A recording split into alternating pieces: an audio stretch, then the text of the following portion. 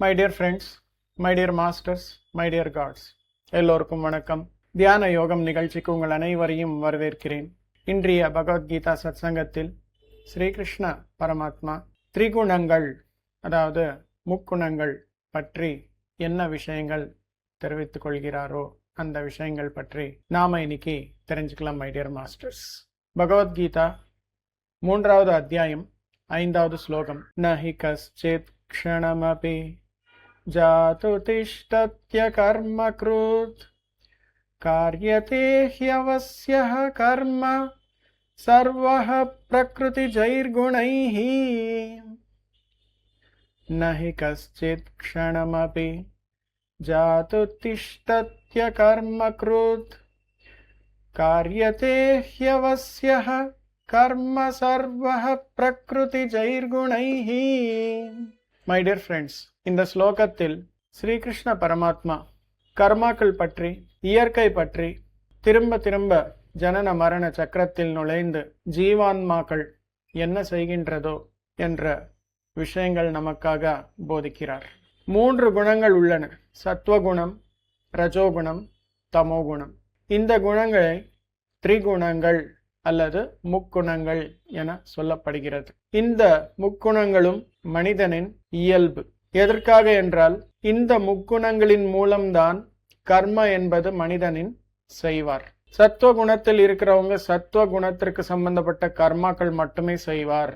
ரஜோகுணத்துல இருக்கிறார் அப்படின்னா ரஜோகுணத்துக்கு சம்பந்தப்பட்ட கர்மாக்களே செய்வார். தமோ குணத்துல இருந்தா தமோ குணங்கள் பற்றி தான் அந்த விதமான கர்மாக்கள் மட்டுமே செய்வார்கள்.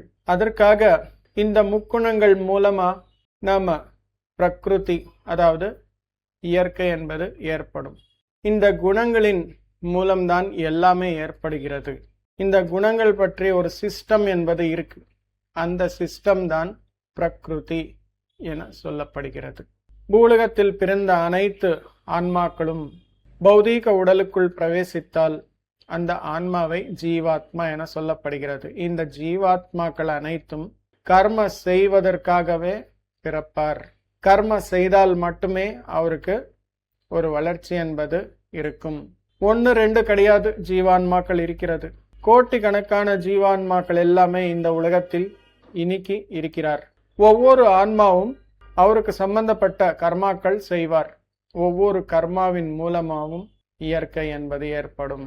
அதற்காக இந்த கர்ம பலன் மூலமா ஒரு மகா சமுத்திரம் என்பது ஏற்படும். மை டியர் ஃப்ரெண்ட்ஸ், அந்த மகா சமுத்திரம் என்னவென்றால் இயற்கை. இந்த செயல்கள் அனைத்தும் 1 நாள் 2 நாள் தற்காலிகமானது கிடையாது, நிரந்தரமாக நடந்துட்டே இருக்கும். அதற்காக மை டியர் ஃப்ரெண்ட்ஸ், நம்ம சுற்றி உள்ள இயற்கை என்பது எங்கிருந்து வருகிறது என்றால் மனிதனின் கர்மாவின் மூலம், ஜீவாத்மாவின் மூலம் வருகிறது. ஒவ்வொரு நாளும் ஒவ்வொரு ஜீவாத்மாவும் புது புது கர்மாக்கள் அனைத்தும் செய்வார்கள். புது கர்மா என்பது செய்தால் ஒரு புது இயற்கை என்பது ஏற்படும். புது இயற்கையின் மூலம் புது அனுபவங்கள் ஏற்படும். அனுபவங்களின் மூலம் ஒரு புரிதல், ஒரு மனம் என்பது ஏற்படும். அதுதான் வாசனைகள் அப்படின்னு சொல்லுவாங்க. அதுதான் சம்ஸ்காரங்கள் அப்படின்னு சொல்லுவாங்க. மை டியர் ஃப்ரெண்ட்ஸ், நல்ல கர்மாக்கள் செய்தால் நல்ல சம்ஸ்காரங்கள், நல்ல வாசனைகள். சரி இல்லாத கர்மாக்கள், கெட்ட கர்மாக்கள் செய்தால் கெட்ட வாசனைகள், கெட்ட சம்ஸ்காரங்கள் என்பது ஏற்படும்.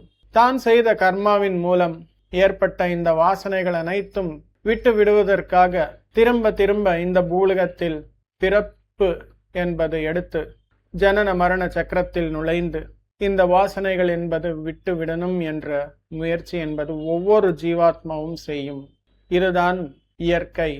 வெறும் கெட்ட வாசனைகள், கெட்ட சம்ஸ்காரங்கள் அனைத்தும் சரி பண்ணுவதற்காக மட்டுமே கிடையாது.